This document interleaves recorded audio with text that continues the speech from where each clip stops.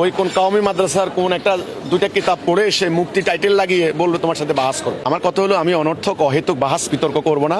তাদের বাহাসের এত শখ কেন? তারা আমার বক্তব্য শুনুক। আমার বক্তব্যের কোনো অসঙ্গতি থাকলে, কথা যদি অন্যায্য হয়, অযৌক্তিক হয়, দলিল ছাড়া হয়, তারা বলুক। সেলিম 30 বার বিষ খায় মরবে, কিন্তু আমার সামনে দাঁড়াবে না। কারণ ও জানে যে আমার সামনে যদি দাঁড়ায় অন্ততবার 1 ঘন্টায় 13 বার হার্ট অ্যাটাক করবে। এই জন্য বিভিন্ন কলা কৌশল দিয়ে বাহাস এড়ায় যেতে চায়। আমি বললাম ভাই বাহাসের দরকার নাই, তাহলে আপনি সামান্য আমার সাথে একটি পর্যালোচনায় বসেন, বাহাস টাস দরকার নাই। আপনি কোথায় বসতে চান? আপনার বেডরুম থেকে নিয়ে বাইতুল মোকাররম পর্যন্ত, আপনার অফিস থেকে নিয়ে সংসদ ভবন পর্যন্ত, মাঠে বলেন, ঘাটে বলেন, দেশে বলেন, বিদেশে বলেন, অনলাইনে বলেন, অফলাইনে বলেন, দেশে বলেন, বিদেশে বলেন, যেখানে বলতে চান, স্থলে বসেন, জলে বসেন, আকাশে বসেন, যেই জায়গায় আপনি বসতে চান আমি তৈরি আছি। হিম্মত কইরা দেখা।